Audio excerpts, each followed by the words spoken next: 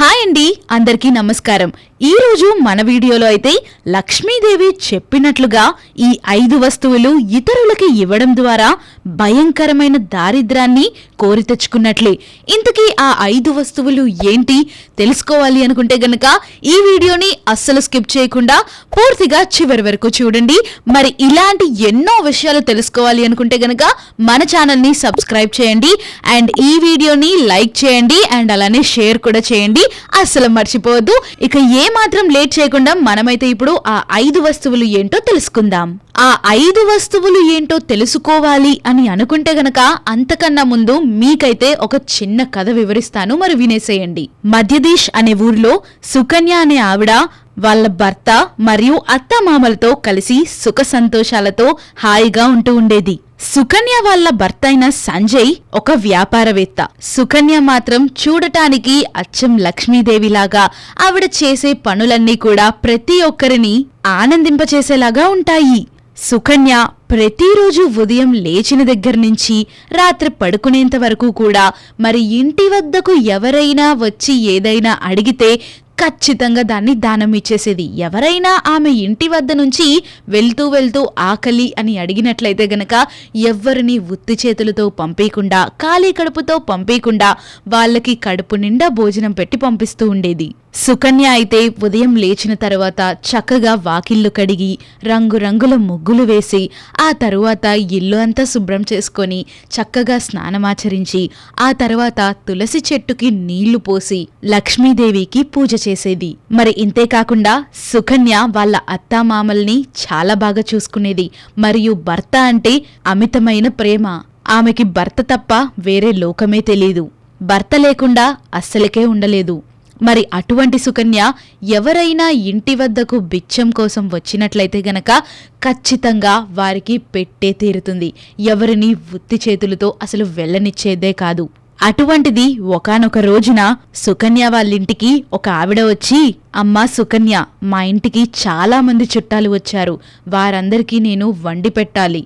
అలా వండి పెట్టడానికి నా దగ్గర చపాతీ కర్ర పెన్నం లేవు, దయచేసి నువ్వు వాటిని నాకు దానం చేయగలవా అని అడిగింది. ఓహో, దాందేముంది, ఇప్పుడే ఇస్తాను, తీసుకోండి అని సుకన్య వంటగదిలోకి వెళ్ళి చపాతీ కర్ర పెన్నం తీసుకొచ్చి వారికి ఇచ్చింది. అప్పుడు ఆవిడ ధన్యవాదాలు చెప్పి అలా ఇంటిలో నుంచి బయలుదేరి వెళ్ళిపోయింది. మరి కాసేపటికి ఇంకొక ఆవిడ వచ్చి సుకన్యాని, మా ఇల్లంతా చాలా బూజు పట్టేసింది, చాలా దుమ్ము ధూళితో నిండిపోయి ఉంది, ఇంటిని శుభ్రం చేయడానికి నా వద్ద ఏమీ లేవు, దయచేసి కాస్త చీపురుని దానం చేయగలవా అని అడిగింది. ఓ, చీపురే కదా, దాందేముంది, ఇప్పుడే ఇస్తాను, తీసుకోండి అని అలా చీపుర్ని కూడా దానం చేసేస్తుంది. మరలా ఇంకొద్దిసేపటికి ఇంకొక ఆవిడ ఇంటికొచ్చి, అమ్మా సుకన్య, నువ్వు ఎవ్వరు ఏమడిగినా కూడా దాన ధర్మాలు చేస్తూ ఉంటావు అని నేను విన్నాను, అది నిజమే కదా, మరి అలానే నాకు కూడా కొన్ని వస్తువులు దానంగా కావాలి, దయచేసి వాటిని నాకు ఇవ్వగలవా అని అడుగుతుంది. అప్పుడు సుకన్య, ఖచ్చితంగా ఇస్తాను, ముందు అవేంటో మీరు అడగండి అని అంటుంది. అప్పుడు ఆవిడ, నా కూతుర్ని చూడడానికి మగ పెళ్లివారు ఇంటికి వస్తున్నారు ఇవాళ పెళ్లి చూపుల కోసం. నా దగ్గరే సరైన ఆభరణాలు వస్త్రాలు లేవు, అటువంటిది నా కూతురి దగ్గర కూడా మంచి వస్త్రాలు ఎక్కడి నుంచి వస్తాయి, తన మెడలో వేయడానికి ఆభరణాలు ఎక్కడి నుంచి వస్తాయి, దయచేసి ఇవాళ ఒక్కరోజు నువ్వు మంచి వస్త్రాలు మరియు ఆభరణాలు నాకు ఇవ్వగలవా, నేను పెళ్లి చూపులు అయిపోగానే వెంటనే తీసుకొచ్చి మరలా నీకు అప్పగిస్తాను అని అంటుంది. అమ్మా, నీ కూతురు అంటే నాకు చెల్లితో సమానం, ఖచ్చితంగా ఇస్తాను, మీ కూతురు మహారాణిలా కనిపిస్తుంది, తీసుకొని వెళ్ళండి అని లోపలికెళ్ళి మంచి చీర మరియు ఆభరణాలను తీసుకొచ్చి ఇస్తుంది. ఆవిడ ధన్యవాదాలు చెప్పి అక్కడ నుంచి వెళ్ళిపోతుంది. మరికొద్దిసేపట్లో సాయంత్రం అవుతుంది. సాయంత్రం అయిన తరువాత ఇంకొక ఆవిడ సుకన్య వద్దకు వచ్చి, తల్లి, నా బిడ్డ చాలా ఆకలితో విలవిలలాడుతూ ఉన్నాడు, నా దగ్గర నా బిడ్డకు పట్టించడానికి పాలు కూడా లేవు, దయచేసి నాకు కాస్త పాలుని దానంగా ఇవ్వగలరా అని అడుగుతుంది. అయ్యో, పాలే కదా, దాందేముంది, ఇప్పుడే ఇస్తాను, తీసుకో అని చెప్పి సుకన్య పాలను తీసుకొచ్చి దానంగా ఇస్తుంది. ఆవిడ అక్కడ ధన్యవాదాలు చెప్పి బయలుదేరి వెళ్ళిపోతుంది. ఆ తరువాత మరికొద్దిసేపటికి భర్త ఇంటికి వచ్చిన తరువాత భర్తని ప్రేమతో మాట్లాడి ప్రేమగా పలకరిస్తూ ఉంటుంది. ఆ తరువాత రాత్రి అవ్వగానే సుకన్య మరియు వాళ్ళ భర్త సంజయ్ ఇద్దరూ కూడా పడుకుంటారు.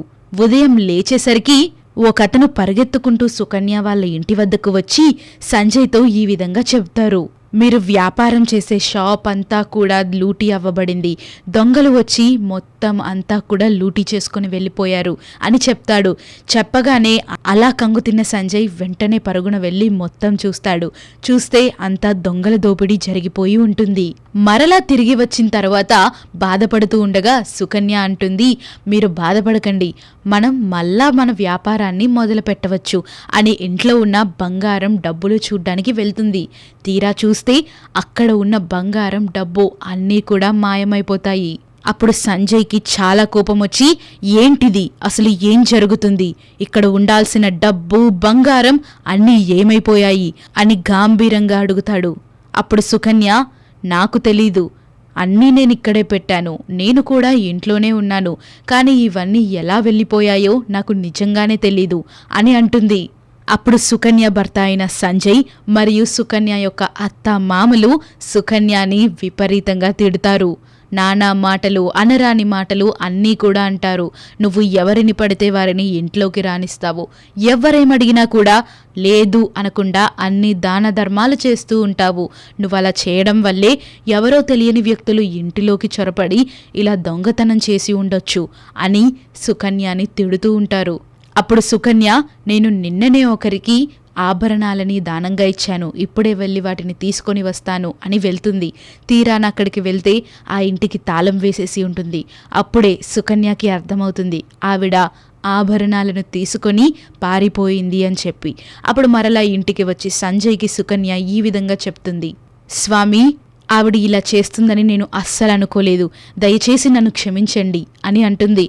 అప్పుడు సంజయ్కి కోపం ఇంకా ఎక్కువయ్యి, నువ్వు ఇంట్లో ఉండకు, ఇప్పుడే ఇంటి నుంచి వెళ్ళిపో, నీ వల్లే ధనం అంతా పోయి ఇప్పుడు ఇలా ఉండాల్సి వస్తుంది, నువ్వు ఇక్కడి నుంచి వెళ్ళిపో అని అంటాడు.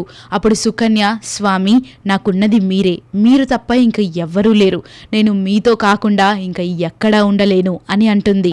అప్పుడు సంజయ్, నాకు అవన్నీ అనవసరం, నువ్వు ముందు ఇంట్లో నుంచి వెళ్ళిపో, అవసరమైతే ఏ నదిలోనూ దూకి చచ్చిపో అని చాలా గాంభీరంగా చాలా కోపంతో అన్నరాని మాటలన్నీ అంటూ ఉంటాడు. అప్పుడు సుకన్య ఏం చేయాలో తోచక ఇంట్లో నుంచి వెళ్ళిపోతుంది. అలా ఇంట్లో నుంచి వెళ్ళిపోయిన సుకన్య దారిలో లక్ష్మీదేవి గుడి వద్ద ఆగి వెళ్ళి నమస్కరించుకొని ప్రార్థన చేస్తుంది. తల్లి, నేను ఏం తప్పు చేశాను, ఎందుకు నాకు ఇటువంటి ఒక దారిద్ర్యాన్ని తీసుకొని వచ్చావు అని వేడుకుంటుంది. అయినా తనకి ఏమీ అర్థం కాకపోవడంతో వెంటనే నది వద్దకు వెళ్ళి మరలా ఇంకొకసారి లక్ష్మీదేవిని ఈ విధంగా ప్రార్థిస్తుంది. తల్లి, నేను నీకు ఎన్నో పూజలు చేశాను, ఎన్నో రకాలుగా ఆరాధించాను, నేను తెలిసి తెలియక ఏదైనా తప్పు చేసి ఉంటే నన్ను క్షమించు, నేను ఇప్పుడే ఈ నదిలోనే వెళ్ళి నా ప్రాణాలు విడిచిపెడతాను అని అంటుంది. అప్పుడు లక్ష్మీదేవి ప్రత్యక్షమై, తల్లి సుకన్య, అసలు నువ్వు ఏం చేస్తున్నావు, నీకు నువ్వుగా ప్రాణాలు విడుచుకోవడం అనేది చేయరాని నేరం, ప్రాణం చాలా విలువైనది, అది నీ అంతట నువ్వు తీసుకునేది కాదు అని చెప్తుంది. అప్పుడు సుకన్య, నన్ను క్షమించు తల్లి, ఏం చేయాలో నాకు తోచట్లేదు, నా భర్త లేకుండా నేను ఉండలేను, అందుకే ఈ విధంగా చేస్తున్నాను అని చెప్తుంది. అప్పుడు వెంటనే అలా చెప్పిన తరువాత సుకన్య లక్ష్మీదేవిని, అసలు నేను ఏం తప్పు చేశాను, నువ్వు ఎందుకు మమ్మల్ని వదిలేసి వెళ్ళిపోయావు, ఇంతటి దారిద్ర్యాన్ని ఎందుకు తీసుకొచ్చావు మాకు అని అడుగుతుంది. అప్పుడు లక్ష్మీదేవి, తల్లి సుకన్య, ఇదంతా నువ్వు చేసుకున్నదే, చేయకూడని దానం చేయడం వల్ల నీ ఇంట్లో నుంచి నేను వెళ్ళిపోవాల్సి వచ్చింది అని అంటుంది. అప్పుడు సుకన్య, తల్లి, ఏం వస్తువులు దానం చేయడం వల్ల నువ్వు వెళ్ళిపోయావో దయచేసి నాకు తెలియజేస్తావా అని అంటుంది. అప్పుడు లక్ష్మీదేవి, ఏ స్త్రీ అయినా కూడా ఇంట్లో నుంచి ఈ 5 వస్తువులని అస్సలు దానం ఇవ్వకూడదు, అలా ఇచ్చినట్లయితే గనక వారికి దారిద్ర్యం తప్పదు అని ఈ విధంగా ఆ వస్తువులనేంటో వివరిస్తుంది. మొదటిగా చపాతీ కర్ర, పెన్నం, ఇవి ఇవ్వడం వల్ల ఇంట్లో ఉన్న డబ్బు అంతా కూడా వెళ్ళిపోతుంది. ఆ తరువాత చీపురు అంటే సాక్షాత్తు లక్ష్మీదేవిగా భావిస్తూ ఉంటారు, అందుకే చీపురుని ఎక్కడ పడితే అక్కడ వాడకూడదు అని అంటారు. కాళ్ళతో తన్నకూడదు, కాళ్ళు తగిలించకూడదు అని కూడా అంటారు. నేను సాక్షాత్తుగా చీపురులో కూడా కొలువై ఉంటాను. అటువంటిది నువ్వు చీపురు ఇచ్చినప్పుడే నేను కూడా ఆ చీపురుతో పాటుగా వెళ్ళిపోయాను అని చెప్తుంది. ఆ తరువాత చీర మరియు ఆభరణాలు. నేను ఎప్పుడూ కూడా ఆభరణాలలో కొలువై ఉంటాను. అటువంటిది నువ్వు ఆభరణాలనే ఇచ్చేశావు, అందుకే నేను వెళ్ళిపోవాల్సి వచ్చింది. ఇక చీర, ఒకరు వేసుకున్న వస్త్రాలని మరొకరు వేసుకోవడం ద్వారా, ఒకరు వాడిన ఆభరణాలని మరొకరు వాడటం ద్వారా ధనం దూరమయ్యి వారికి దారిద్ర్యం దగ్గరవుతుంది అని చెప్తుంది. ఇక చివరిగా సాయంత్రం దాటిన తరువాత తెల్ల రంగులో ఉన్న ఏ వస్తువులనైనా దానం ఇవ్వడం ద్వారా నేను ఇంటిలో నుంచి వెళ్ళిపోతాను అని లక్ష్మీదేవి సుకన్యకి చెప్తుంది. నువ్వు పాలని దానం ఇచ్చావు సాయంత్రం అయిన తరువాత, అందుకే నేను ఇంట్లో నుంచి వెళ్ళిపోవాల్సి వచ్చింది అని లక్ష్మీదేవి చెప్తుంది. అప్పుడు సుకన్య, దయచేసి నన్ను క్షమించు తల్లి, ఇంకెప్పుడూ ఇలా జరగదు, దయచేసి నువ్వు మళ్ళీ మా వద్దకు వచ్చేసేయ్ అని వేడుకుంటుంది. అప్పుడు లక్ష్మీదేవి, నువ్వు పరిహారం చేసేశావు, నువ్వు ఇక ఏమీ చేసుకోకుండా తిరిగి ఇంటికి వెళ్ళిపో, నేను మళ్ళీ తిరిగి మీ ఇంటికి వచ్చేస్తాను, మీ డబ్బు మీ ధనం మీ వద్దకు వచ్చేస్తుంది అని చెప్తుంది. అలా చెప్పి మాయమైపోతుంది. అప్పుడు సుకన్య వెంటనే వాళ్ళ ఇంటి వద్దకు బయలుదేరుతుంది. అదే సమయంలో సంజయ్ కూడా సుకన్యని వెతుక్కుంటూ వస్తాడు. దారిలో ఇద్దరు ఒకరినొకరు కలుసుకుంటారు. అప్పుడు సంజయ్ సుకన్యతో ఈ విధంగా అంటాడు, దయచేసి నన్ను క్షమించు సుకన్య, నువ్వు సాక్షాత్తు లక్ష్మీదేవిలా ఉంటావు. అటువంటిది నేను నిన్ను చాలా అనుమానించాను, చాలా అనరాని మాటలు అన్నాను, చాలా కోపంతో మాట్లాడాను, దయచేసి నన్ను క్షమించు అని అంటాడు. అప్పుడు సుకన్య చాలా సంతోషపడుతుంది. మరి విన్నారు కదా, ఈ 5 వస్తువులని దానం ఇవ్వడం ద్వారా లక్ష్మీదేవి మీ ఇంటిని వదిలి వెళ్ళిపోతుంది. అప్పుడు మీకు ఉండేది దారిద్ర్యం మాత్రమే. కాబట్టి ఈ 5 వస్తువులని ఎప్పుడూ కూడా ఎవరికీ దానం ఇవ్వకండి.